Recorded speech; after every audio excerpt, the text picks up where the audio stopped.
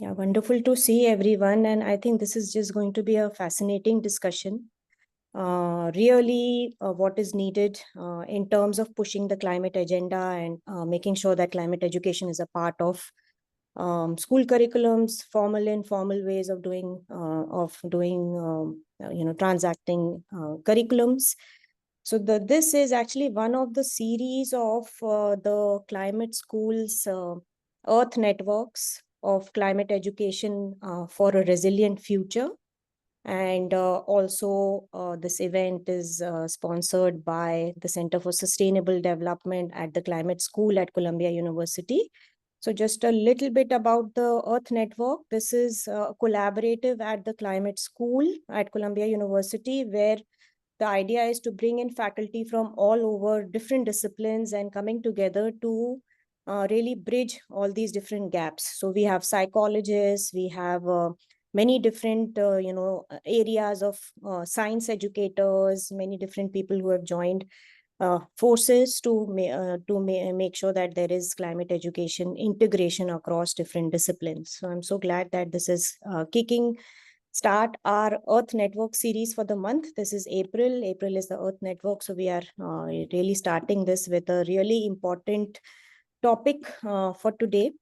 The topic is barriers and potentials in using social emotional learning towards climate justice. So we'll see a lot of different, as you can see, the title itself has a lot of different aspects that are coming together. Given the time that we have, which is only 1 hour, we will be working on a conference or a panel proceeding paper, which will combine all our thoughts, and we'll be sharing it with the people who registered for this event, as well as with the worldwide climate teach-in group, which is this is another organization that is collaborating to make all of these panels possible. So thank you all for joining, and it's really been a collaborative effort to reach up to this point to even identify the topics. So I'm very glad that I'll be moderating. My name is Radhika Iyengar. I'm at the Center for Sustainable Development at the Climate School, and really focusing on education for sustainable development.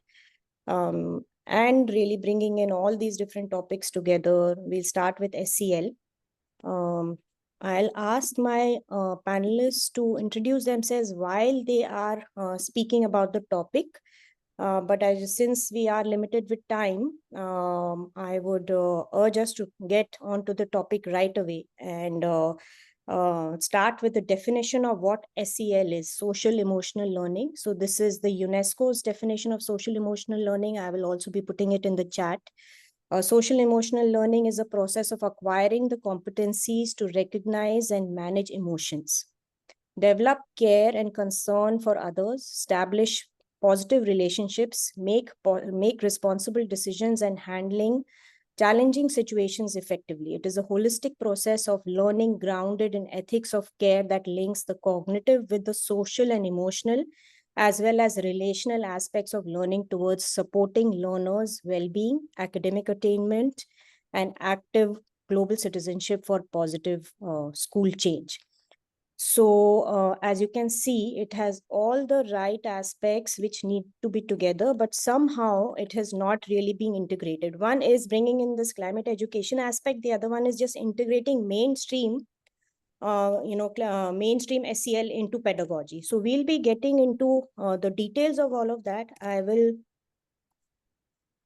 add in the definition here. And there's also a UNESCO report that I wanted to share here, which includes a lot on the current status of SEL as we go forward, and how are we managing integration of SEL using different case studies. So in the panel today, we will be hearing from the South Asia specifically, India and Pakistan, to give us some sense of examples. We will go over not just the notions of SEL and broad language that generally we hear, but it will be really specific. It will be giving us a sense from the field. It will be giving us a sense of what are the current challenges and what are the things that we are going to unpack as we go forward. So the way it is structured is that we've identified some problems at hand, and some provocations, which are just going to start the discussion. I'll ask our panelists to first introduce themselves, as I mentioned, and then get on to the topic as quickly as possible, so that we have enough time for our audience also, participants also, to raise questions towards the end. So the first problem at hand that we've identified, based on our extensive field experience that our panelists have, and also academic experiences that are combining to form the problems at hand question as well as the provocations. So our first problem at hand is we see that there is overload of environmental science. We have gone forward with focusing on education for sustainable development, more cognitive and social emotional aspects, but there is still facts, and there are still the education content is very much science focused and not holistic. And so the provocation here is cognitive science skills have not really helped to change behavior. The research is clear that it's not really changing climate behavior. And if this is the case, what is needed to bring about environmental action? And in this changing world of using other tools such as AI, how can we make, which is basically making information readily available, but is it really creating knowledge?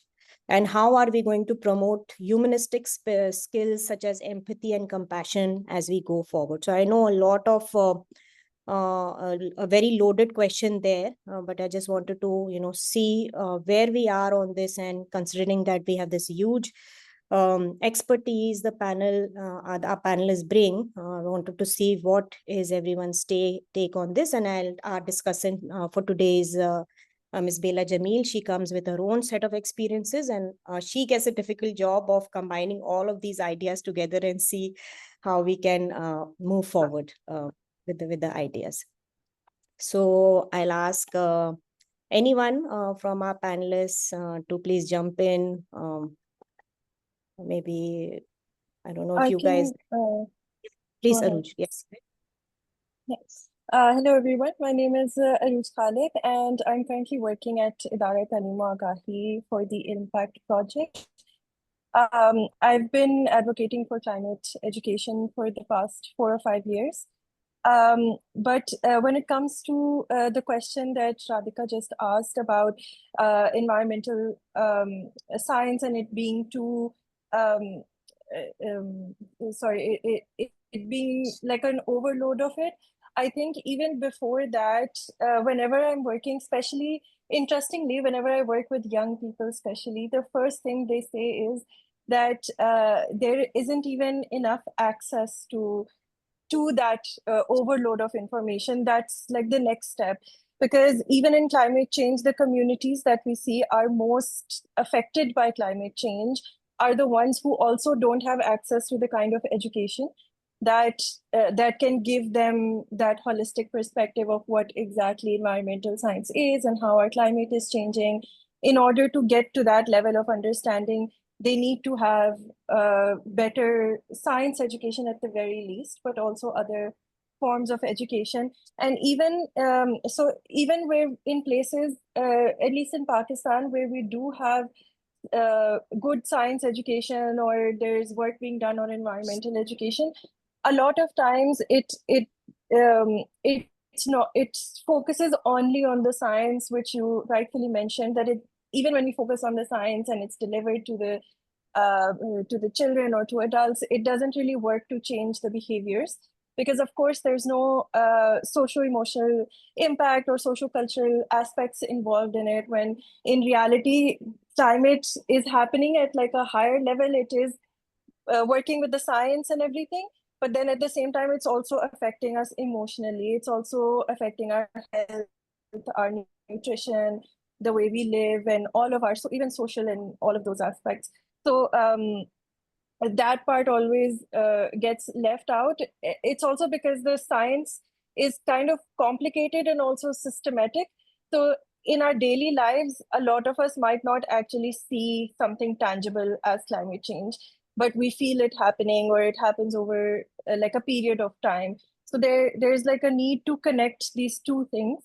And I think that moving forward, we need to have solutions that are more skill based, and that sort of connect what's happening in space or in atmosphere with the clouds and the water systems, but also what's happening on the ground with the smog or the floods or what we feel every day. Thank you, Aruj. Thank you so much. I think very, very pertinent questions that you bring up. I'll ask in the sequence, I'll ask Ambrina Ahmed to ask to comment, please.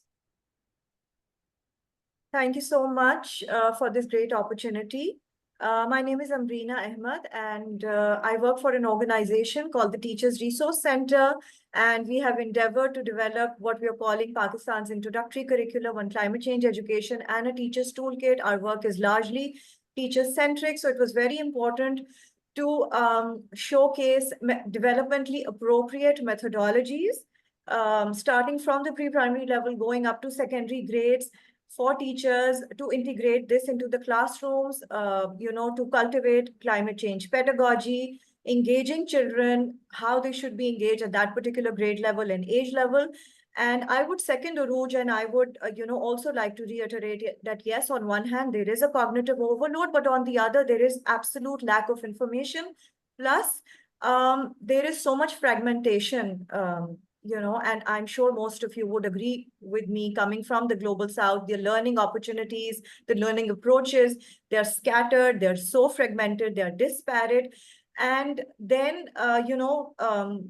sort of coming up with an integrated and interdisciplinary approach to bring in the science and the knowledge and the SEL, and to motivate children as well as the education communities, and of course, teachers playing a very critical role here, to not just understanding, but also being inspired to take action, which is co-created, which is relevant, which is indigenous, and which is sustainable. So the challenges are huge. There are layers and layers to it. But what we've done, we've tried to institutionalize, this is an effort to institutionalize awareness regarding Pakistan's own climate issues, which are very indigenous to our own geography, across different provinces and regions, and creating that sense, inspiring that hope that individual action matters and everyone can play a part, and it starts with education. So I would stop here and hand it over back to you. Thank you so much. Thank you, Amrina. I think this point of fragmentation, even though there is cognitive overload, but the incorrect information as well as the fragmentation, I think is very, very pertinent to bring up. Arya? Hi, I'm Arya. I'm a PhD candidate in Indiana University, and my focus is on science education, particularly on climate change. And I work with teacher candidates in USA, India, and Germany. So here I want to talk about what Aruj and Ambrina together said about science. There is more information also, but there is also a lack of the resources from there. So one of the major issue regarding climate change from the perspective of science education is that teachers or the students don't know the scientific consensus about the issue, that they still feel like, okay, there are scientists who agree with this, and there are scientists who does not agree with this. So that confusion still persists, and climate change, or the more of the anthropogenic cause, the cause of climate change, is considered with a confusion and a doubt. So that brings in itself a clear disinformation into the classrooms or the teacher training program. And exactly, we don't know at what point this comes into the system, maybe through media. Talking about more regarding the socio-emotional part of it. So when I talked with teacher candidates in field, from my experience in climate change affected region of southern India, they felt fear, hopelessness, anger, and everything towards climate change. And when I asked them whether you would teach this topic in their classroom, they still were doubtful about that, because the curriculum does not provide a space to teach about this topic in detail. So there is it could have been a way to actually tap into the emotions they feel and then use that as a pedagogical resource and make them do it because they really wanted to do it. but still they are facing a lot of contextual barriers to like do this. So probably a step or a major step of SCL to be seen in a broader way, passed to a broader audience, is to have it in curriculum or some way in the syllabus of school education, or even the teacher training, to help them use it effectively. So that's what I have to say about the science education and the SCL part of it. Thank you, Arya. Bring up a very important point of how we are, how there are all these negative emotions attached to climate education, as you speak to teachers from different parts of the globe. Marvi? Hello, everyone. Thank you, Radhika. So my name is Marvi Sumro, and I'm the founder and programs director of Innovate, Educate, and Inspire Pakistan. We are a nonprofit working for education development in Pakistan's remote northern valleys. So on this, what I would like to say is that I think what we really need at this point is to connect learning to meaning. Because if we ultimately want the element of care, connection, and action to be driven from the education that we're delivering today, then the learning that we're providing has to have meaning. Is meaning available in the facts and in only the science? I guess, I mean, we have ample research, we have ample experience in the field, in the classroom, to know that it's not driving action, because there is ultimately in this system of education, there is a lack of ownership. While you have information about the facts, you're still failing to give to the child what they need to connect with this issue on a personal level, on a level where they're actually able to care, which is essentially one of the competencies of social emotional learning, that you're able to foster that element of care. How does that element of care come about? As long as pedagogically you're missing the relevance of not just the learner's own needs, but also the needs of the community in which the learner spends their life. So that emotional grounding, as long as that emotional grounding is missing, and as long as education fails to deliver learning in a way that makes it meaningful, I think we'll still will continue to face this lack of connection between the drive and the action and the knowledge of it. In Pakistan, and the work that we're doing through our climate educator training program, we're looking at how during the training of the teachers, we keep facing this issue where teachers are lacking that connection of relevance inside their classroom. So oftentimes during the training, when we start bringing about points about, oh, how can you explore this? How can you explore values? How can you start being emotionally grounded to first understand and ask what matters to you? What is it that matters to your communities? What is it that you care about? What is it that your students care about? So that emotional grounding element and the element of relevance somehow still stays minus from the pedagogical element in how we're teaching, even if we're teaching the science of it. Great. So I think you bring up a very important point here on the connection. So which is also my second note here on cultural relevance. So I think it will be really important to see how do we bring in the cultural importance aspect. Here the problem at hand is environmental knowledge is very sanitized and knowledge oriented, and we need to bring in the cultural attitudes and contexts as much as possible to understand the pathways. So given that, and also connecting our previous one, maybe Fawzia, you can add the two and see how we can bring in the relevance here. Thank you so much, Radhika. Hello, everyone. My name is Fawzia. I am an assistant professor at the Aga Khan University's Faculty of Arts and Science. I am an environmental scientist. I moved into environmental education and climate change education purely because of the passion of wanting to do something about it, and to make sure that we enter as many classrooms, as many communities as possible. We just concluded a year-long climate action fellowship for teachers from one province, 50 teachers from one province. And then simultaneously, I also teach climate change to higher education as well. I'd like to connect the first point with the second, because I think they go hand in hand. Through my two student researches, One, I often say that education is the most important thing to bring about behavior change. But then when I am with educators, I ask them, is education and awareness about environment enough to bring behavior change? So one of the researches that my student did last year is that we looked at, through the questions we asked, the knowledge, the motivation, and the action itself, to see, is knowledge enough to bring about action?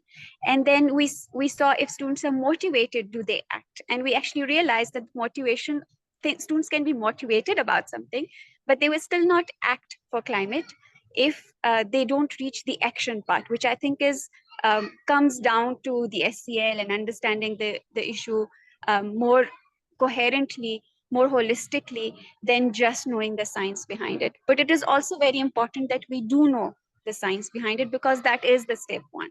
Once you have attained the knowledge, that is when you can be motivated. And eventually, for you to act, you have to have those examples, those role models, those infrastructures available for you to do something about it. So the second research, which actually connects more to the question that you just asked, Radhika, is how can we bring in the element of culture?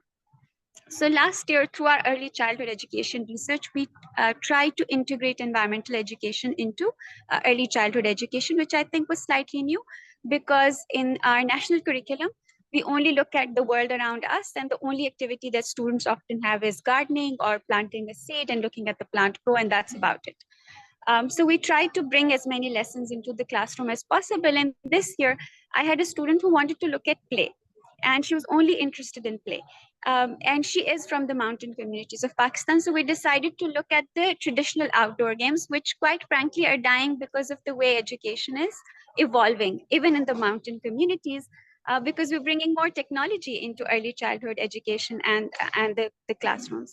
So eventually she went to the elders, documented the traditional outdoor games that young children play. We validated it with early childhood experts, brought it as an action research into the early childhood classroom. And quite a few interesting things happened, and I'll just share two. One is that we had a student on the spectrum in the class, and the mother came and asked, what are you doing differently in the classroom? Because my child is now a little more active and engages more with the family when he gets home. The second is that the younger children were explaining to their friends how they are now taking these games back to their houses. So one of the students was telling their friends, I introduced this game to my elder siblings. And it suddenly hit me that we not only did we, of course, document the traditional outdoor games, we, of course, brought in the element, this holistic development and this traditional wisdom coming from generations after generations. I think we forget the scientific soundness of that as well. Just because we haven't documented it doesn't mean that it does not exist. Actually, vice versa, through the research, I realized that not only are children the agent of conserving heritage and culture, but simultaneously also this can bring in a lot of cognitive intelligence, not just for students who we otherwise consider normal, but for those who are on the spectrum perhaps as well, and can bring about positive change in families too. So I'll stop there. Thank you, Radha. Thank you so much, Fazia. All important aspects which we know but have kind of forgotten about how environment can bring this aspect of playway method and making the pedagogy more holistic and more relevant as we go forward. Camilla, over to you. I'm sure you will have many points to discuss given all our other presentations. Thank you so much, Radhika. This is so interesting and so much to think about. Sorry, to introduce myself, my name is Kamila Chaudhary. I am a postdoctoral researcher currently based at the University of Cambridge, and I'm from Pakistan. And so it's really interesting, and everybody has brought in such rich, sort of aspects to the whole debate. And while we were speaking, I was thinking about reeling this in and bringing this in towards the title of the session, which is climate justice and climate justice education, and what do we mean when we talk about climate justice? And in fact, the question is not so much what do we mean when we talk about climate justice, but actually referencing to what Marvi talked about, that what does climate justice mean to different people? to different students, to different children, and it's very, very different. As we discussed, those who are living in higher resource communities, for them, climate justice is something different. And for those who are really the most marginalized, climate justice is a completely very existential issue and something that they are facing now. A very interesting divergence in this is, in fact, for many students, there was this research done for students in, I think it was in North America, where they talked about climate anxiety. And it was very much a futuristic way of looking about the future, that the world will have climate issues in the future. Whereas I'm sure if you ask a student in rural Pakistan or even rural India, climate issues are now, they're living it now. So that urgency in itself is marks a difference in what climate justice and how we can conceptualize it. So I'm just going to reference back really quickly to what Marvi said about contextualizing to make learning meaningful. I think that is very important. And I conducted a pilot study with some students based in India on a climate module that they were doing. And really the outstanding result that came out in that is that what matters most to students is what affects their lives there and then. Whether it was air pollution, whether it was lack of water, whatever. So that's one way of looking at how climate justice education can be contextualized and learn from the ground up. The second thing that I really want to talk about is linking this notion of climate justice to social emotional learning, which was the topic that we also put into the title. And I want to reference this paper that had come out in which some colleagues of mine have looked at happiness curricula based, again, as it happens in India. And what they find, they look at students' voices and they ask students to identify by taking photographs of things that make them happy, that contribute to their happiness. And what is really interesting is that out of the 5 or 7 different categories of images that they created, 3 of them are of habitat, nature, flowers, being able to see or hear birds. Now that, to me, sounds that social emotional learning is symbiotically, it's interconnected with climate justice, because justice in this sense needs to create that environment where students can have that element of social emotional learning from the environment. So that awareness, the enabling of the environment, the ability to take action to improve their environments, all of this contributes not only to climate justice education, but also to social emotional well-being, learning, happiness. All of these are sort of intermixed and very interconnected. And so I think, in a sense, everything that we're talking about is kind of feeding into when we talk about how social emotional learning and climate justice education are interlinked and feeding each other. And I'll stop at that. Thank you, Camilla.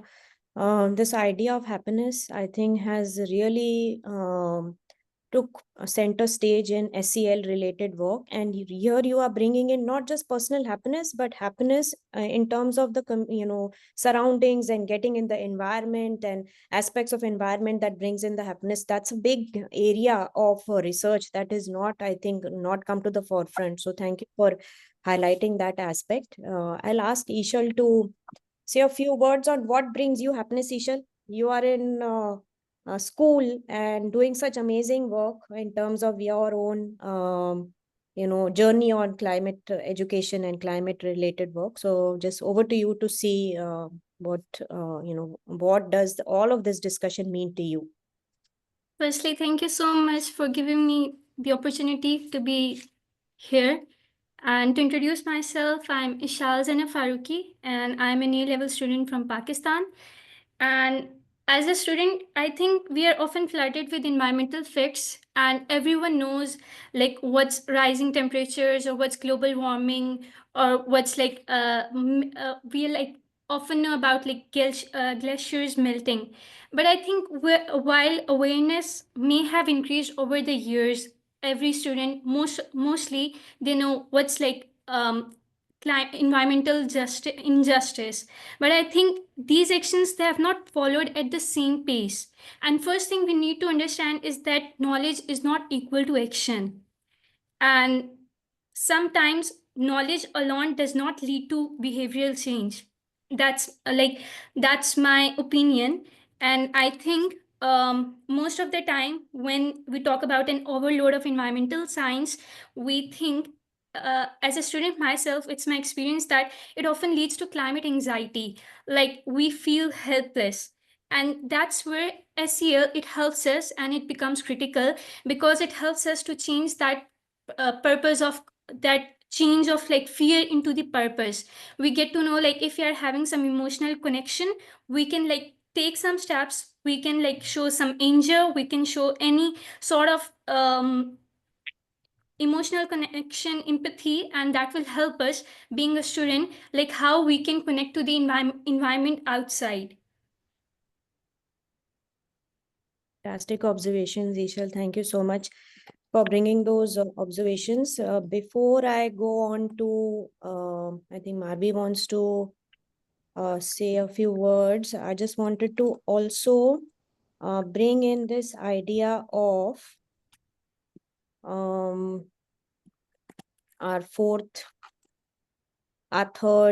problem at hand, which is the social emotional aspect. Again, provocation here is that it is one is to bring in the aspect of social emotional and climate education, but routinely I think all of our panelists here have mentioned that it is not really integrated into SEL or into the pedagogy. So how do we do that? And while we were discussing this, our panelists also said that SEL can be an accelerator for experientially empowered learning in diverse communities. So any experience with that before we go forward, I think will be wonderful. And I will also ask Abhilasha, who's joined from UAE, to also elaborate when we are done with our panelists. Thank you, Abhilasha, for being on. Afia, maybe you can introduce yourself and go ahead. Okay, Yes. so hello, my name is Afia. I'm from Pakistan, and I, I wear a communications hat as well as an education one and of a development practitioner. And I look at these fields as complementary rather than, separate. Because I see that when we are focusing on education and science education and climate change education, yes, a lot of science is thrown at people without them understanding it, and that includes teachers, not just students, it includes the teachers as well. The science teacher then does not, when we are focusing on social emotional learning, they are rooted so much in science that they cannot understand that climate change is also to be seen with a social science lens on the human impact and then the psychological impact. And that's where the social emotional, aspect comes in. Like a child now who has been through the flood as recent as 2022, we met so many children, and there are so many cases where we learn from other colleagues working in this space that children are afraid of the sound of gushing water now. So that's directly impacting their emotional health and their mental well-being. But science education is not going to resolve that. And this is why I can quote you one example. I went to one of the camps, and that camp was being run by a liberal arts university faculty. And I've been to other camps as well because I was supposed to document them. The state of the people who were in the camps, the state of the women, especially, and obviously with the women, there were the children. And these, because they were all liberal arts university faculty, they were sitting with the students. They were helping them draw. They were getting their creative juices flowing. The other nuts and bolts of a camp, they had already taken care of. The people had tents, they had solar panels, they had fans, they had rations, they had beds, mattresses, etc., and mosquito nets. Now, these were the main items, everybody would think of as essential during a disaster. And but they had one big tent where they would be sitting with children. They would, obviously, there was a lot of wet earth, so the children would be molding that into clay toys, and there was painting, they were singing.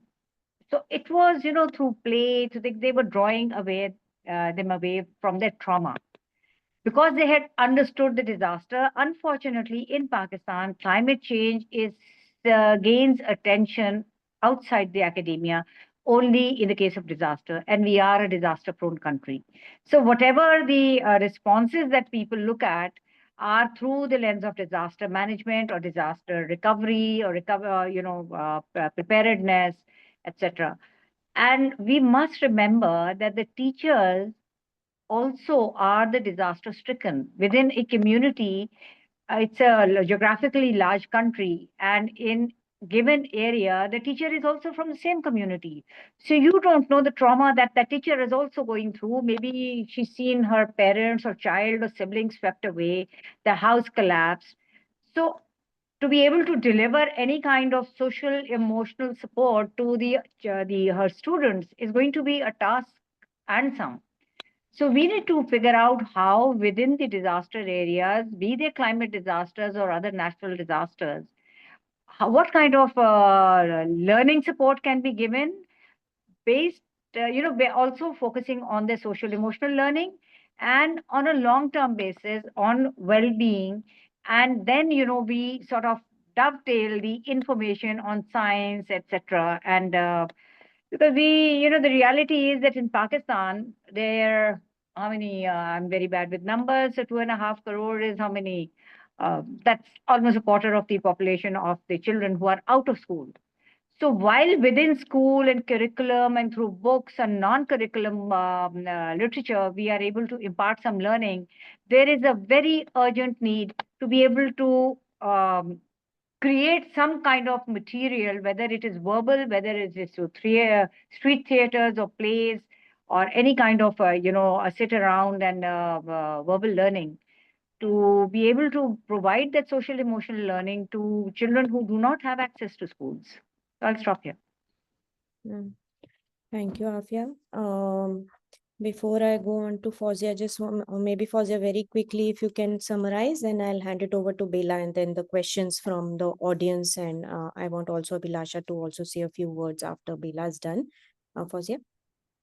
Sure. Thank you, Radhika. So I just want to bring in from the personal experience of training teachers, how curated even learning outcomes and lesson planning has become because of the way education also is unfortunately now structured. So when we gave the teachers who we trained on climate science the opportunity to bring in learning outcomes which are value-based for the planet, for the climate, and on a sense of justice as well. It was very difficult for the teachers to maybe think critically and bring in those value-based outcomes into their lesson planning, which is something that they are trained throughout in their teacher trainings. And these are all very good, very competent, very qualified teachers. So I think one of the issues perhaps that I see in all of this debate also is, of course, we want for the student to or the child to grow up happy. We want for the child to grow up with a very good value system. But I think we also have somehow messed the education structure in a way that the teacher who's supposed to teach them critical thinking is not critical themselves because of the way, and I would not blame it on the teacher, but on the structure that we have created, that because they have to follow the lesson plan point by point, they cannot ask more questions than what is outlined. They cannot bring more value-based assessment than how the assessment is, which is very knowledge-based assessment. And they cannot, because of the lack of resources, give students the kind of experiential learning that we know through various researches and studies is most essential in bringing about behavior change. So I think I would also like to highlight what is stopping us from doing better. And I think that's the way our education infrastructure is just degrading because of lack of resources and also because of the way we have structured it. Thank you, Fawzia. We'll hand it over to Bela to give us some insights, Bela, especially on cognitive overload and especially on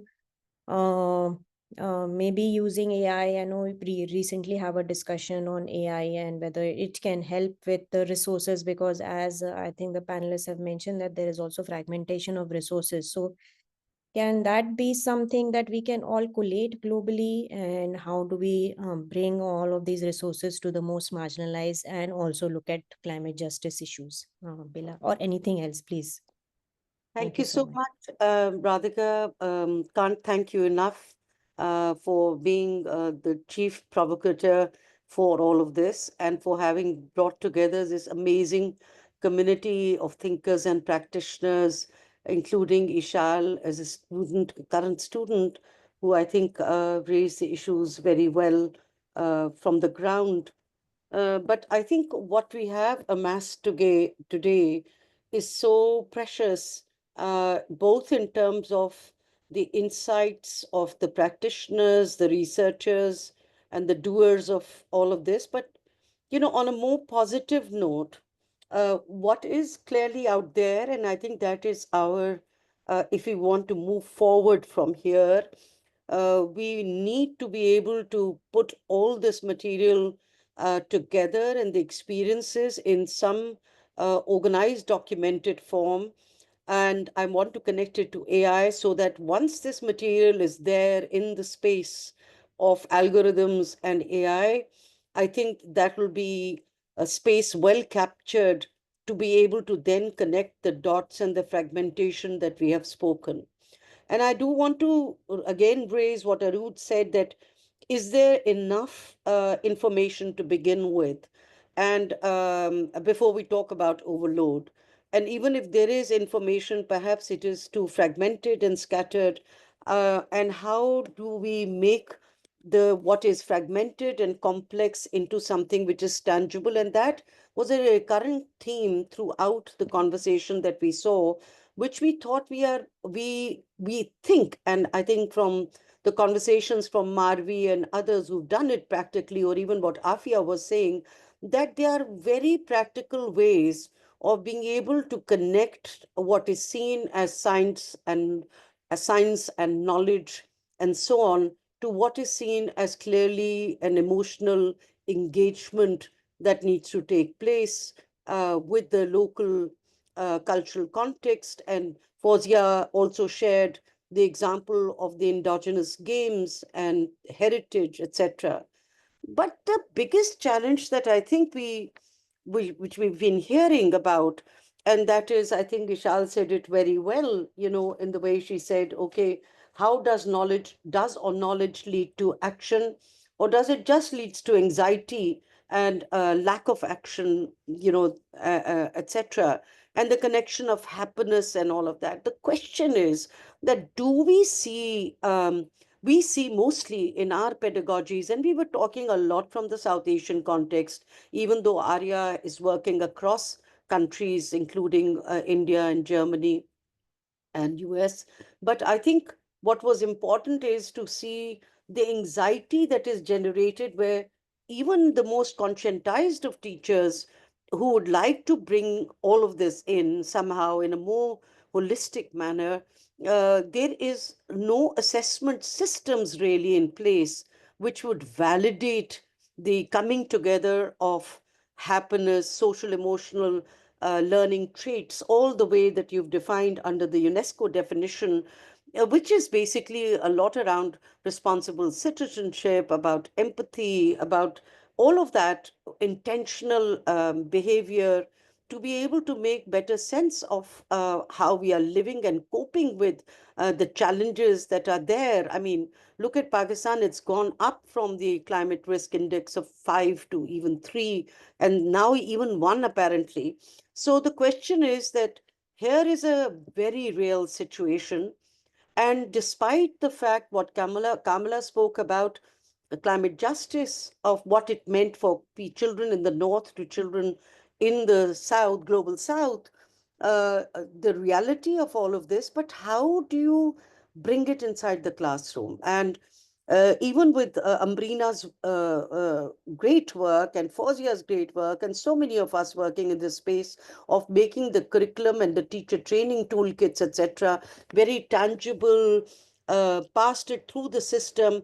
How do you still measure all of this? How do you make it part of the assessment system? How does the teacher know that when she or he is investing in all of this, bringing things all together, making the pedagogy into a routine kind of a lesson plan with assessment tools and everything else, that the children will be marked accordingly? We are still in South Asia very much teaching to the test. We're not exactly Finland or maybe even in Singapore, where they have really, I'm sitting in Singapore and just heard right now how they were integrating, or I just heard Andreas from OECD who was saying that whilst you see Singapore doing very well in education in terms of the academics, but in terms of social emotional learning and all of these attributes, they are still far behind. And I think the question even of the Delhi experiment is that whilst you see how children or how Ishal is feeling, do we then still see the system being responsive to what the children's needs are today and for the future? Now, I think many of us today, including Radhika yourself, we are all institutionally very well endowed. Look at just amongst all of us sitting here and the audience who's also participating in it. I think what we need is entirely a movement, and I want to connect it to the CIS, one of the panels which was looking at learning and foundational learning in emergencies.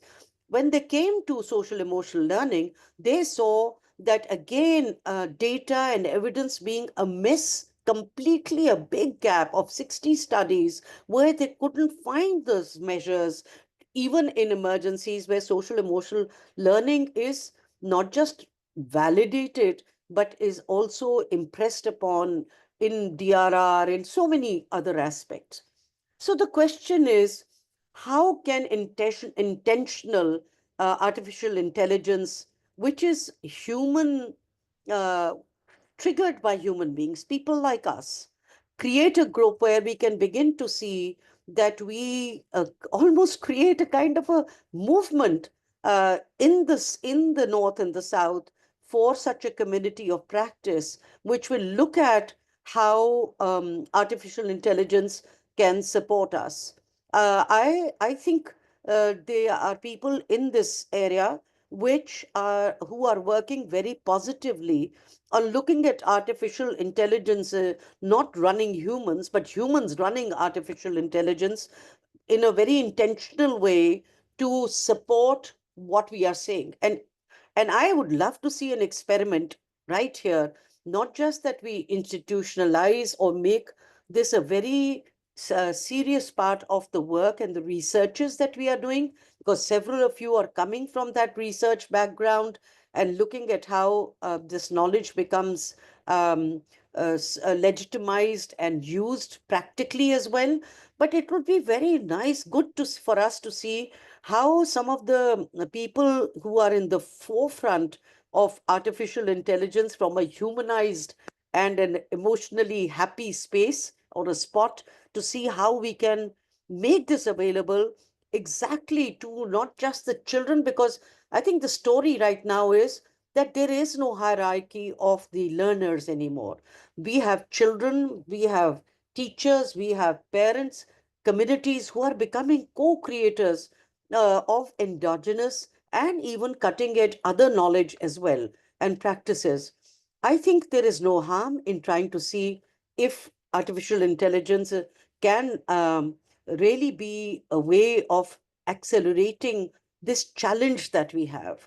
The tension that we have, that was expressed so well by each one of the speakers about the fragmentation in our pedagogy, in our curriculum systems, in our classroom practices, and yet some great examples from the speakers today, like we had from Marvi, of what can be done and what is being shown that can be done, or from Amrina, or even the work with Camel, or each one of the speakers that spoke today. I think we need to be able to really up this ante to try and see how we can put all of this together and also connect with other institutions, including the Karachi Urban Lab, the cities and climate change teams that are working globally and even locally, because I think our children, whether in urban areas or in rural areas, are really being hugely impacted in countries with their different landscapes, for whom the crisis of climate change is here and now. And it is at an emotional level. It is at a level where they're feeling it first. The anxiety is already there. Even before the scientific knowledge comes, they have experienced it. when they experience that their food plate is going to be impacted, that there be food security challenges, that they can see gloughs happening, when they can see the coastal regions being impacted, and huge smogs and heat, etc. For them, I've seen children in Karachi, and Afia is also, where they're actually carrying gas cylinders to say they'll die, they won't be able to take the next breath if this is not addressed. So children already know that the earth is actually shifting from under them, and there'll be no air to breathe. What do we need to do? So it's here and now, but the challenges and the tensions are there. And I think, but at the same time, the positive story is that there's a whole group of people very conscientized and galvanizing for action. And I think we need to respond to Ishal's question, therefore. Does knowledge lead to action? And what can we do to ensure that is bridged, and bridged in a very practical manner, so teachers are not feeling that they are just doing it in vain to make children happy, but they are doing it because this is now required of the education that must come now and for the future. We are, in fact, uh, a part of a global forum, I will say, and a very hopeful one, to be talking about what is meaningful education for today and for the future. I think we are part of that very precious community, and I think we should stay together and keep growing and see what we can do to really make sure that these tensions or these marginalization of social emotional learning from the climate change action can be brought into the mainstream, and that in fact climate justice and social emotional learning their convergence has to be the only way out to make this powerful, and also to not think of it as a north-south story, but to really think of as a human challenge, which brings together all learners, including, as I said, children, students, teachers, and parents and communities. Thank you. Thank you so much, Bill. I think that was a beautiful paper on its own. So I think she's wonderfully brought in all these ideas together, and asking us and taking the challenge that let's just bring this to the forefront and create a movement out of it. So how do we do that? Maybe Abhilasha will give us some ideas, and Gail, and then Afia. Abhilasha, maybe introduce yourself, Abhilasha, before you say a few things. Thank you. Thank you, Radhika. My name is Abhilasha Singh. I'm from India, but I work in UAE. I'm leading a school in Abu Dhabi. The name of my school is Shining Star International School. And I'm also a United Nations Global School Program SDG advocate and mentor. So the question over here is we are dwelling into the aspect of social justice and the importance of social emotional learning.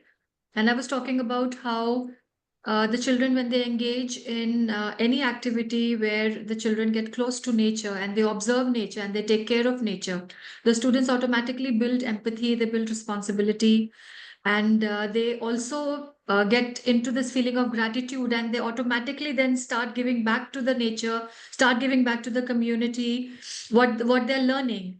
And that's extremely important because so cell in school is a important topic, but it does not get the limelight and the right importance. And cell is a life skill. When we get the children engaged in social emotional learning skills, improving these skills, they learn coping mechanisms that help them to deal with what's life ahead for them, even in the school on a day-to-day basis. In fact, today is the first day of our school opening of the new academic year. And the school assembly, I was talking to the children about cell in school and how they're important. And at each class level in the school, it helps them to deal with their daily crisis or any kind of stress that they experience. So where climate education is concerned, again, there are a lot of things, like I didn't get the name of the person who's just written about the design thinking aspect of climate education and how we can integrate this in the curriculum. And if you look at education for sustainable development, it does not require it to be a stand-alone subject or as an add-on into the teacher's list of the subjects they have to teach. Very seamlessly, it can be integrated into the school curriculum. And whether it is a social science issue or whether it is a science issue, this is something that the curriculum mapping has to take care of. But the point is that everybody in the school has to first understand that language, that it is important. And it is not an add-on or a burden, but it is a requirement, it is a responsibility each educator has, that it has to be part of the conversations in school, in actions, in advocacy, in activism, and taking actions. These are the 3 A's of SD or Agenda 2030 that I speak to the students regularly. So when these teachers are doing curriculum mapping, they see that, okay, what, like we teach CBSE. So what the CBSE curriculum is, and then where are these gaps where they can fulfill that, bring in the climate education into it. And this climate education is not just learning theory. Like somebody said about that, it is not just part of science. This is about action. So what do the children learn and how can they then spread their awareness about? So I really believe in community engagement. So what the children are learning in school, then they go and engage the community. They speak with people outside the school, in the school and outside the school. We engage parents into it as well. Extremely important to engage parents in the conversations in school, because again, like ma'am said, that we are from the southeast and we are totally, parents are very assessment based and very number based, and they don't see the importance of climate education or importance of anything that is related to actions outside, activities in the class or outside the class. They only want the children to be studying all the time. And when we do that, again, it is lopsided development of a child's personality. This is not holistic development. So we really, as a school, like as a school leader, I ensure that my teachers are at that level. The buy-in is there, that it is important, and they need to then take it as a personal responsibility. And again, like I'm saying, like I'm repeating myself when I say that it is not an add-on in the curriculum, it is a seamless integration. So we've added gardening in our school curriculum. So once a week, each class from grades 5 to grade 12 goes to the garden. They have a space, they tend to it. And the joy that they have, and we've got children now I see that children on their own go for watering the plants, the responsibility that they have, So those kind of things are there. And then extremely important again to take these actions outside the school doors and engage with the community, talk to your grandparents, get an intergenerational conversation. So project based learning comes handy over here, where the teachers don't have to actually get the children to learn about pollution and solutions about pollution in a theoretical manner, but then create it as a project and find solutions. So design thinking aspect, like we do climate action project, it's an annual sit in our academic calendar. And then the goals project. So climate action project is that entire school, right from KG to grade 12, engages in a 6 week of design thinking, where they become part of the solutionary. And at the end of, with the fifth week, they have to submit their either a prototype, a working model, or something that is a solution to the climate crisis that they have around. And so there are different kind of projects that the children submit, and they come up with our coding, especially with the coding team that we have. They in fact went to China and they won the coding competition in UAE in grade 5. And these grade 5 girls went to China to take part in MakeX competition, and they came back with best demonstrator prize. So that's just, sorry, my No, thank you, Vilasha. This has been very good examples of getting the community involved and the schools involved. What I'll probably do is to open the paper, the conference or panel proceeding paper to everyone so that we can all comment. But I just want to give some time, maybe one line each on first with Gail. Afia has been very patient with us. Afia, sorry, but we'll definitely get to you, and Camilla, and last word definitely Bela, who needs to close this panel. But Gail, I think you wanted to mention few things. Please be mindful of the time. We are already, I don't want to keep people waiting. Yes, Radhika, thank you so much. Thank you so much for the opportunity. I just wanted to thank you. Over to you. Yes, I have a comment. Can you hear me? Yes. Yeah. Okay. So I support what I've been hearing in my heart, and I'm grateful. And so the creation of a movement is definitely a thing. And so I'm a horticulturist. I'm almost 70 years old. I have spent my entire life loving earth. It is very easy for me. And I have a background in water quality in relationship to the plant community on Earth. And the plant community on Earth is in extreme peril because of all the events that we have and all of the destruction that we have accomplished. And so here's my idea. You need to take all of the children on earth from the age of 4 to 14. So that's kindergarten through 8th grade, not the high school people, and create a network so that all the children are working on the same project together at the same time. And the project is noxious weeds, because noxious weeds have disturbed everything. In a way, they're healers, because the waterways and the earth has been so disturbed that the noxious weeds come back in and they wreak havoc with habitat, so that the fish don't have shade and the pollinators don't have flowers. And so the noxious weeds are taking over thousands of acres every day on planet Earth. So it's a big deal. So if the children were engaged in a noxious weed survey, where the children are working on putting it all together for everybody else, the kids are working on a necessary project that's essential for us to heal this planet. There's my idea. And thank you so much. I love you all so much. Thank you, Gail. That's a brilliant idea, experiential learning. Afia? Yeah, so I'll just be quick about it. So I believe that, the blurring of the lines is in our benefit. I look at the diversity of the people, of the ages, and of the different fields that are together right now at this forum. And one forum I would like to point to is that at the COP, they had the COP of the youth, and now they also have the COP of the children. Now they are these young people who use technology, who use AI for learning, and they can actually also become a part of this fraternity to tell us how they are thinking. We have still that habit of sort of pushing our ideas over them, that this is their thinking is completely different from us. They are looking at problems in a different way, and they want different kind of solutions.